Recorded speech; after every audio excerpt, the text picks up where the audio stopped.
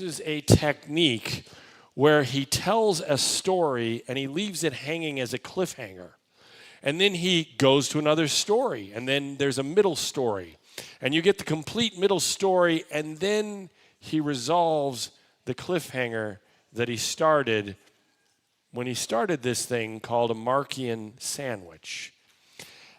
And the reason why he does this is so that the listener, the reader of the Gospel of Mark, can learn what he has to teach. This morning we're going to look at a Markian gospel that starts in the Gospel of Mark, the 14th chapter. And it's the story of organized religion gone bad. Schemers, plotters. They're thinking about how to kill Jesus. And that's story number one. And character number one is really the Sanhedrin. And then we go to a second story, and that is a story about a woman and an expensive jar of perfume. Let's start with the first story. By the way, this is all about worship. It's all about what value would you place on Jesus? How much does Jesus mean to you? Once you understand who he is, once you see him in his glory and his power, you come to the conclusion that he is beautiful and you would give up everything for him. Or you determine that he is useful and you try to use him. Either you sell out to Jesus or you sell Jesus. That's the story. Let's start it. Now, the Passover and the Festival of Unleavened Bread were only 2 days away, and the chief priests and the teachers of the law were scheming to arrest Jesus secretly and kill him. But not during the festival, they said, or people may riot. This begins the story in the Passover. The Passover is that time of year where the Jewish people get together and remember their history, they remember their exodus. Last time I was with you, I talked about another meeting with Jesus and Moses and Elijah, and what they talked about on the Mount of Transfiguration was his exodus. Here we are, 2 days from the Passover, the celebration. And you would say 2 days from the Passover the way you would say 2 days from Christmas. Christmas has an eve and Passover has an eve, but when I say 2 days before Christmas, I'm talking about December 23rd. And when I'm talking about 2 days until Passover, I'm talking about Nisan 13. It's the Wednesday before Good Friday, before the Passover. And the gospel writer Mark lets us know it's 2 days before the Passover. Passover is the time where we all get together in a house. You've got to have a structure. You've got to have a household. You've got to come together as a family, as a household in a house. Because that's what the ancients did. That's what happened in this story. If you remember, everybody gathered in their structure, in their house as a household, and they put the blood of the lamb on the doorposts. And of course, the angel of judgment goes out at midnight. And if you aren't in the house, if you aren't in a structure with the blood of the lamb on the doorposts, the angel of judgment takes the firstborn son. That's the story. The Passover is a reenactment of that in a dinner setting. The youngest member of the family says, "Grandfather, why are we here tonight? What's so special?" And grandfather retells the story. "Oh, many years ago, we were slaves in Egypt. And Pharaoh would not let us go. And the Lord came to deliver us. And there were 9 plagues, but Pharaoh wouldn't let us go. And then finally, out of the mouth of Pharaoh came the final plague. The firstborn would die." That's the Passover. This story sets up as a Passover story because God's firstborn son is going to be caught out of doors after midnight. The judgment angel. And who gets to play the role of judgment angel is this group of killers. this organized, scheming group of men who seemingly can't come up with a plot to kill Jesus because it's the Passover and people might riot. And that's where we leave that story. We go to the second story. While he was in Bethany, reclining at the table in the town of Simon the leper, in the home of Simon the leper, a woman came with an alabaster jar of very expensive perfume made of pure nard. And the gospel writer John tells it this way. It's the exact same story. 6 days before the Passover, Jesus came to Bethany, where Lazarus lived, whom Jesus had raised from the dead. Here a dinner was given in Jesus' honor. Martha served while Lazarus was among those reclining at the table with him. Then Mary took about a pint of pure nard, an expensive perfume. This is where we learn that the story that the gospel writer Mark puts in the middle of the sandwich actually is a flashback. It happened 6 days prior to the Passover. And it happened at the home of Simon the leper, which is where Lazarus lived, and where Martha lived, and where Mary lived. And I have no more explanation than that. Apparently, Simon the leper owned the home, and apparently Lazarus lived in the home, and that's all I know. Was there a relationship between Lazarus and Simon the leper?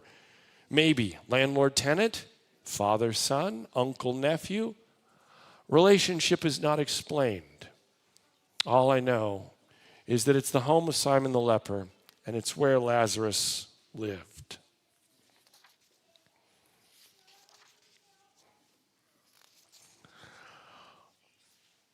Also, the party was there to honor Jesus. Lazarus was one of the guests at the table reclining, and Lazarus had just been raised from the dead. This is Saturday night. On Sunday, it'll be Palm Sunday. On Sunday, it says that this happens in Bethany, which is outside the city of Jerusalem, to the east, about 2 miles. So the triumphal entry, Palm Sunday, happens the next day. And there's a woman, unnamed in Mark, but we know her as Mary, who has a very expensive perfume. A pint of pure nard. And now we should look into the characters of our drama. Mary, who was she? She's mentioned in the Bible 3 times. And you could say it's Mary, the one who's always at Jesus' feet. That's one way to describe her. There are a lot of Marys in the gospel accounts, 3, 4 at the tomb, during Resurrection Sunday, several at the cross. Hard to keep track of the characters in a story when everybody is named Mary. But let's learn something about this Mary. There are 3 stories about Mary that we know is Mary, that is the sister of Lazarus. Here's the first story. It is the story called Martha, the host, needs help in the kitchen. Maybe you know this story. Let's read it. As Jesus and his disciples were on their way, he came to a village where a woman named Martha opened her home to him. She had a sister called Mary who sat at the Lord's feet listening to what he said. But Martha was distracted by all the preparations that had to be made. She came to him and asked, "Lord, don't you care that my sister has left me to do all the work by myself? Tell her to help me." "Martha, Martha," the Lord answered, "you are worried and upset about many things, but few things are needed, or indeed only one. Mary has chosen what is better, and it will not be taken away from her." We have 2 sisters, the hard worker, the planner, the disciplined one, the one who was preparing the meal in the kitchen. And we have the other sister listening, doting on Jesus' every word, sitting at his feet. Doesn't she understand her responsibilities? And Jesus says, no, Mary has chosen better. two sisters. Are you getting an idea of their temperaments? Do you getting an idea which way you fit in? Are you the one at Jesus' feet or down serving? Are you working on the potluck food right now, Maureen? No, you're here. You're listening to us. All right. Two kinds of people, two sisters. A little bit about Mary. Next story. This is the story where Lazarus is raised from the dead, and what happens if you remember the story. Jesus is away from Bethany. They get a message. Jesus gets a message saying, Lazarus, the one you love, is sick. Please come quickly. We need you. We need your assistance. Please come. What does Jesus do? He takes a week, stays where he's at. Then he travels to Bethany, and Lazarus has been dead for 4 days. And each of the sisters confronts Jesus and his delay. And that's this story. Let's read it. First, Martha. Lord, Martha said to Jesus, if you had been here, my brother would not have died. But I know that even now God will give you whatever you ask. Jesus said to her, your brother will rise again. Martha answered, I know. He will rise again in the resurrection at the last day. Jesus said to her, I am the resurrection and the life. The one who believes in me will live even though they die. And whoever lives by believing in me will never die. Do you believe this? Yes, Lord, she replied. I believe that you are the Messiah, the Son of God, who has come into the world. So, we got a tough confrontation. Lord, if you would have been here, my brother wouldn't have died. We get a reaction from Jesus. It's a theological teaching session. Let me teach you about the correct theology of who I am in relationship to Lazarus and you. Theology is taught. The teacher teaches. Okay? That's what Martha gets. What does Mary get? Look what Mary gets. When Mary reached the place where Jesus was and saw him, she fell at his feet and said, Lord, if you had been here, my brother would not have died. Anybody heard that sentence before? It's the exact same sentence. Here's the reaction. When Jesus saw her weeping, the Jews who had come along with her also weeping, he was deeply moved in spirit and troubled. Jesus wept. You have the disciplined, organized, rationally driven Martha who gets a theology lesson. You have the emotionally driven, overwhelmed, overcome Mary who gets an emotional response equal to her emotional response. By the way, this is the excellency of Jesus. Although he is man, he is also God. He is able to do things that we can't do. I can tell you, you will respond one way or another. You will be a rationally driven person who will try to teach your way out of a situation, or you will be an emotionally empathetic person. But how many people do you know are both, depending on who they're talking to? Only Jesus. Only Jesus. But we learn this Mary, she's emotionally driven, she's emotionally in touch, she's emotionally empathetic. Next story is the story in our text. A woman came with an alabaster jar of very expensive perfume made of pure nard. She broke the jar and poured the perfume on his head. And John writes it this way. Then Mary took about a pint of pure nard, an expensive perfume. She poured it on Jesus' feet and wiped his feet with her hair.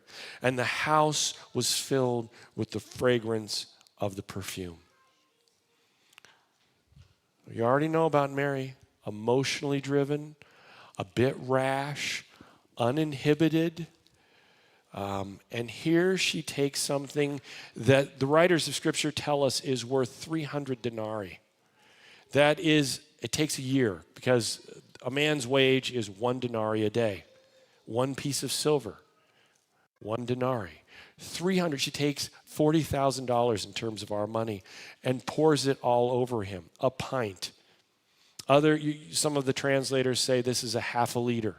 Some say 3/4 of a pound, depending on your English or metric or what the translators want to communicate volume to you. But it's basically about the amount in a soda can. Half a liter if you're in Europe, 500 milliliters, right? Some of you have been drinking Cokes in Europe, I know. And then over here, 12 ounces, 3/4 of a pound. But that's the amount of perfume. Do you think that's a little bit much? Do you think that's the right amount of perfume for this occasion, Mary? Or is it a little excessive? A little bit much? But that's what she does. $40,000 worth of perfume, 12 ounces, pours it on his head, pours it on her feet. Then what does she do? She undoes her hair. This is a level of inhibition that is not allowed in the Middle East. You do not undo your hair unless it's your husband and you're in his presence. A rabbi said you could divorce a woman if she undid her hair in public. It's an act of promiscuity. This is not acceptable. And this is what she does. And the feet. Rabbis said, they had slavery in those days, a Jewish slave could not be asked to touch feet or sandals or wash feet because every Jewish human had enough dignity that they needed to be excluded from touching feet, even if they were slaves. She touches his feet with her hair. This is an extravagant, over-the-top act by an emotionally driven woman. Can we all agree? And we have some upstanding, middle-class kind of people in the room. How do you think upstanding, middle-class people are going to react to this? Outrage. Some of those present were saying indignantly to one another, why this waste of perfume? It could have been sold for more than a year's wages and the money given to the poor. And they rebuked her harshly. The translation, rebuked her harshly, is anger, rage. The kind of rage that a snorting animal, have you ever tried to put a bit in a horse's mouth and they didn't want it? The snort and anger you get from a horse, that's this word in the Greek. The snort of a bull charging at a matador, that's this word in the Greek. These people are upset at this excessiveness. John says, no, it was mostly Judas. Let's read John's account. But one of his disciples, Judas Iscariot, who was later to betray him, objected, why wasn't this perfume sold and the money given to the poor? It was worth a year's wages. He did not say this because he cared about the poor, but because he was a thief. As keeper of the money bag, he used to help himself to what was in it. This is out of control. Year's wages poured out on this man. The level of just lack of thinking, lack of discipline, lack of organization. I cannot accept this. In fact, the gospel writer, Mark, puts this story as the middle story that happened 6 days before the Passover, implying that this is what pushed Judas over the edge.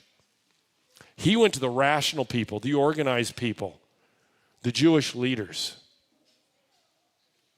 after experiencing this level of irrationality. Now, Jesus' reaction. By the way, I should say something about the hypocrisy of moderation. Have you ever heard it said, all things in moderation? As if this is a good thing. Right? It sounds so smart, all things in moderation. When it comes to Jesus, no moderation. All in, 100%, right? Moderation is completely inappropriate with Jesus. And that brings up the subject of religious fanaticism. Are you a religious fanatic? Are you a Jesus freak? I hope so. There is no room for moderation when it comes to the worship and the valuing of this Jesus. And I will tell you something else. There's a hypocrisy, there's a lie behind the idea of moderation, because all of us worship something ultimately. All of us there's no moderation. Has anyone ever gone to Warren Buffett and said, "You made too much money, dude, all things in moderation"? Nobody. Anybody go to Dwight D. Eisenhower on the day before D-Day and say, "You've got too many men and material. You've just got too much power going into France"? Anyone? No. Nobody believes in moderation when it comes to money and power. Moderation is only something people want to apply to religion.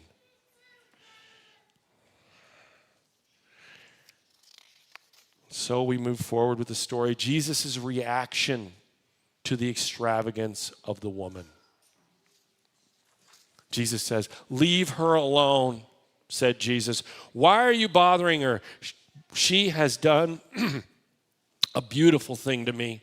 The poor you will always have with you, and you can help them anytime you want. But you will not always have me. She did what she could. She poured perfume on my body beforehand to prepare for my burial. Truly I tell you, wherever the gospel is preached throughout the world, what she has done will also be told in memory of her." Mary understands two things. One, she understands the value of Jesus, how you can't value Jesus too much. And she also understands the fierce urgency of now. How long do you think you'll have this Jesus? You better act now, because now is the moment you have. Because now is the time to show how much you love Jesus, how much you value Jesus. Because there's no time like now, because you don't know in 6 days where Jesus is. She understands this. What does she have? Probably a family heirloom. Probably her 401k is this commodity, this perfume. She takes the equity in her house. She takes her 401k. She takes everything that represents security in the world to her.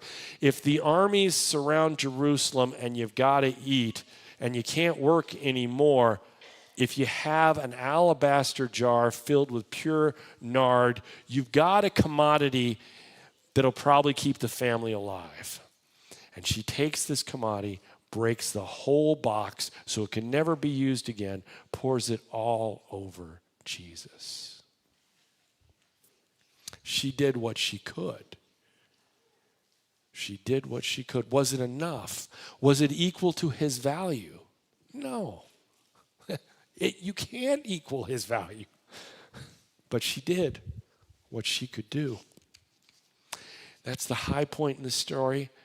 Wouldn't it be nice for the sermon to end there? But it's not. Because it's got to go dark. Super dark. Here it goes. It's a sandwich. Then Judas Iscariot, one of the 12, went to the chief priests to betray Jesus to them. They were delighted to hear this and promised to give him money. So he watched for an opportunity to hand him over. Yes, that reckless display by that crazy woman who poured out $40,000 on that man sent me to the logical people, the organized people, the rational people. And I agreed to betray Jesus. And it made them so happy when we got together and had a plan to kill him. That's where this story goes. It's kind of interesting because Jesus, being Jesus, has to do a little bit of conversation with Jesus next time he sees him at the betrayal moment. And it's all about moderation versus excess. And so let's go there.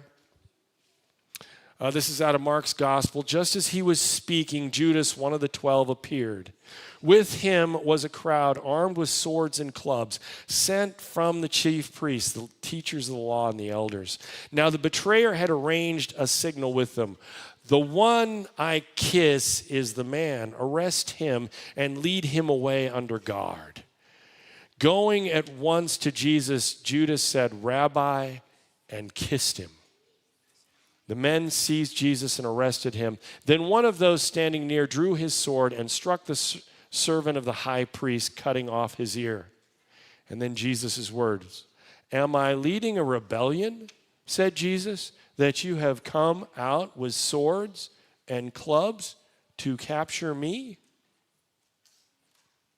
John's gospel tells us that there was a detachment of men with a captain. That's what you'll read in the English. If you read it in the Greek, what it says is there was a tenth of a legion led by a tribune. Now, a tenth of a legion, a full-strength legion was 6,000 men. A tenth, 600, probably 500. Nobody ever had a full-strength legion. Probably had 5,000. You probably had a legion. You took a tenth of a legion, 500 men. As you may know, an enlisted guy could lead 100 men. That was a centurion. A centurion was in charge of 100 men. But you couldn't take out a force as great as 500 without a member of the aristocracy, a member of the ruling class. You had to have a tribune. You had to have one of the nobles born in Rome, a tribune of the patrician class to lead 500. And so Judas arrives with a tribune and 500 men. Do you think he's got enough to arrest one religious teacher? Is there any moderation here? Isn't this a bit excessive, Judas?